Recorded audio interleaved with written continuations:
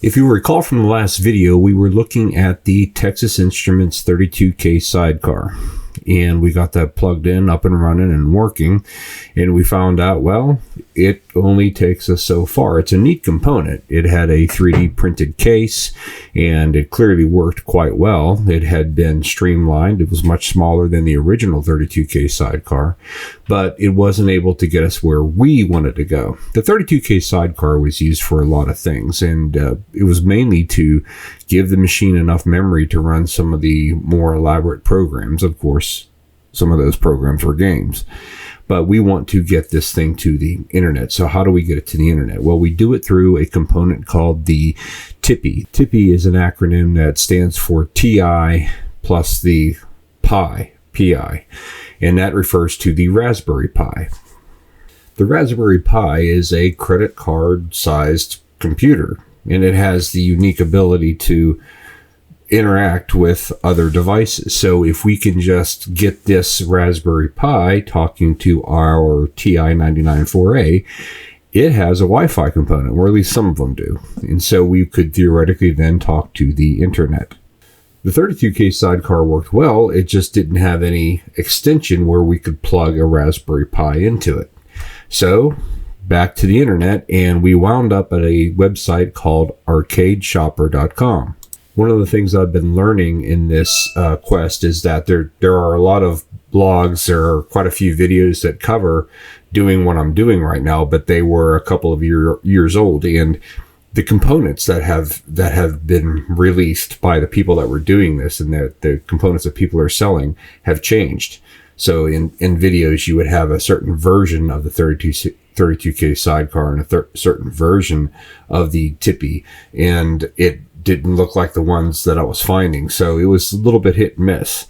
So yeah, I went to the internet, I bought the 32K sidecar. Well, that wasn't the one I needed. And so I went back to the internet and found arcadeshopper.com, and I wound up purchasing this. This is the component that I actually wound up needing.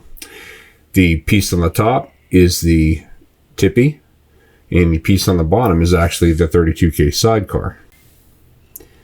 Now, this is what it looks like when it's put together, but this isn't the way it comes. It comes disassembled into its pieces, so I'll show you what that looks like when it shows up, how easy it is to put together, how you plug it in, and how you get it up and running on your TI-99/4A. I believe the good people at arcadeshopper.com have tapped into the IKEA model, where customer satisfaction is part of the experience of putting something together. So at Arcade Shopper, you can get these essentially these kits. They give you all of the components you need, and you just have to plug the right things into the right spaces, and bang, all of a sudden it works. You can't imagine how much work actually goes into some of these things, but they've made it pretty simple for you. So when you order the same kit that I ordered, then you wind up getting a package, and it has a lot of components in it, and these are the components that you actually wind up needing. So we have our 32K sidecar, and to that we're going to add our Raspberry Pi, right? So this is the component that winds up plugging into this on the board. And plug that, the piece that's sticking up there, and you're going to plug it into that on the board.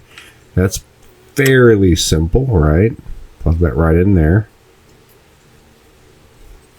This is something even I can do. So that's plugged in, fantastic.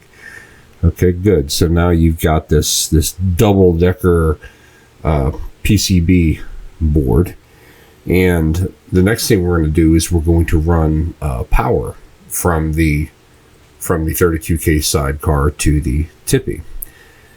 We know that when you plug this in to the TI deck, you have power on the 32K sidecar, but power doesn't, you have to actually run a jumper cable from the 32K sidecar here to the TIPI. That's done with this cable. Now this is where you have to read instructions, but what you eventually figure out is that there's pins, right? And so 2 of these pins must be connected for this to work, and they must be connected correctly. So if you look at the board, the actual 32K sidecar, there are 2 pins there that are kind of at the corner. See those 2? And one of them is labeled 5V, 5 volt. And it's the one on the bottom of those 2 at the very top there. So you're going to run the cable from that 5V, that's your power.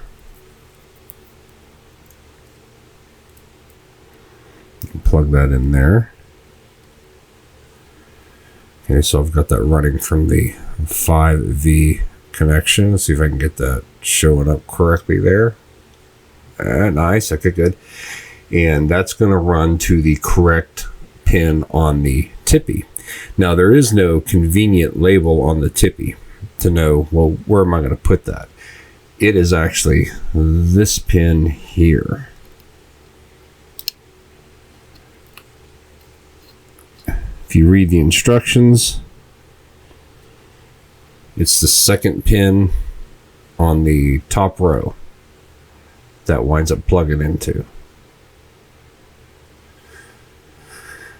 Now, the only thing that's missing is the SD card. Well, what's on the SD card? Well, it's not just a blank SD card. This is a pre-prepared SD card. They put the programs in the necessary code onto this SD card. Well, that plugs into the TIPI. The TIPI is the thing that actually runs it, so it's going to plug into this SD card slot there at the top. So we're going to plug that in there. And that is it. That's all you have to do in order to set that up. Now we should be able to plug this in. We should see a red light on our 32K sidecar, and our TIPI should be active. Okay, well, now it's time to plug the TIPI into the TI 994A. Now, you can put your speech synthesizer on your TI, and you can also plug your TIPI into the speech synthesizer, so you can have them daisy chained together like that. You can plug them in, and that would theoretically work. The problem is that the TIPI does not relay the power to the next piece. The idea originally was that TI would have this thing extending, who knows how long. So you would have to supply power to each of the components individually. The first one would get power from the actual computer, but from there you would have to supply power. Now, the TIPI doesn't need a whole lot of power. You can wire it so that you can send power through the speech synthesizer into the TIPI, and there's a couple of blogs online that show you how to do that if you're interested in messing with your speech synthesizer. I'm just going to leave it the way it is. Nice, pristine, new speech synthesizer. Always have that. So I'm going to set that aside. I'm just going to plug the TIPI directly into the board, the computer here, and show you how that works. Okay, so when I plug this in, what you're looking for is the red light to flash, and there's also a light on top of the TIPI that will go green. And we'll see if we can get those 2 lights to show up. If they do, then we know the TIPI is up and running and it's connected correctly. Okay, the clamps on the connection here can be kind of tricky sometimes, so we're going to see if we can get this thing to work. Bear with me as I'm trying to plug in the TIPI and not break anything on it.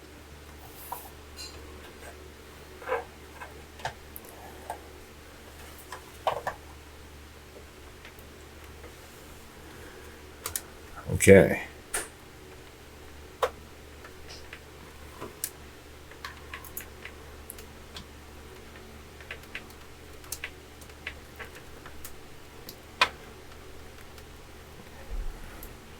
This should be easier.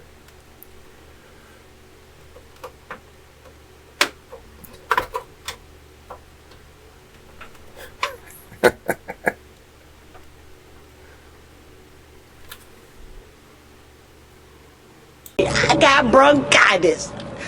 Ain't nobody got time for that.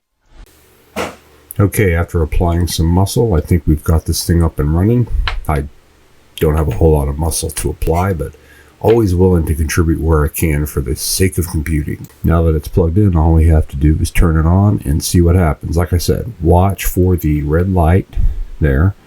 And also, once that's done, we will pivot the camera and see if we can see the green light on top of the TIPI to see if that's actually up and running. That will indicate that both of the components are connected and powered. And power on. See, we saw the red light flash there. We've got the attract screen on the TI and a green light on the TIPI. You see that on the top there. There's a green light in the upper right hand corner of the TIPI. So it's working, it's running. Now what? Okay, now that we have the TIPI up and running, what we're going to do is we're going to try to see it. We're going to use the computer here. We're going to execute some TI basic commands, and we're going to see if we can get onto the TIPI. And so that is done through the call command in TI basic. So we need to just press a key to begin. We need to hit 1 for TI basic, and from the screen here, we're going to put in a command. For the uninitiated out there, this is going to be all uppercase. This is case sensitive, so if you don't have uppercase, it doesn't work. So I'm going to put an alpha lock on my keyboard here and call TIPI. And bear with me on my typing. It's my typing's bad anyway, but boy, on the this odd TI this keyboard is not set up like a modern keyboard, so I'm even worse.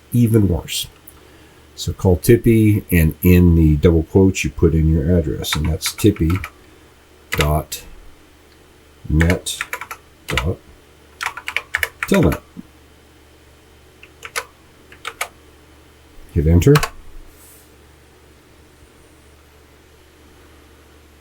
And now we are at the screen that's asking us, well, how many columns do you want on your display?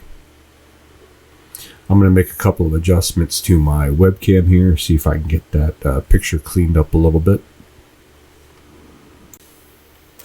Okay, it's hard to tell whether or not that's better, but we'll go with that for now. So I'm going to go ahead and pick 1, because I think it defaults to 40, and if you have 60, it just winds up looking weird. So I'm going to I'm in Rome, so I'm going to do what the Romans do and go 40. Now host, okay, host is localhost, lowercase.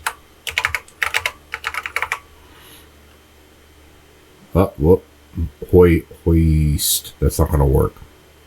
And then, let's see. Can I fix it? Yeah, okay. Localhost. Okay, good. And port is 23. So the TIPI is listening on port 23.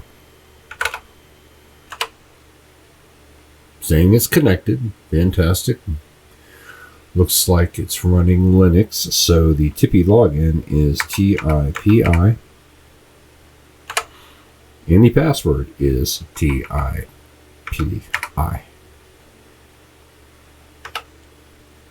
And there you go. We are now on the TIPI.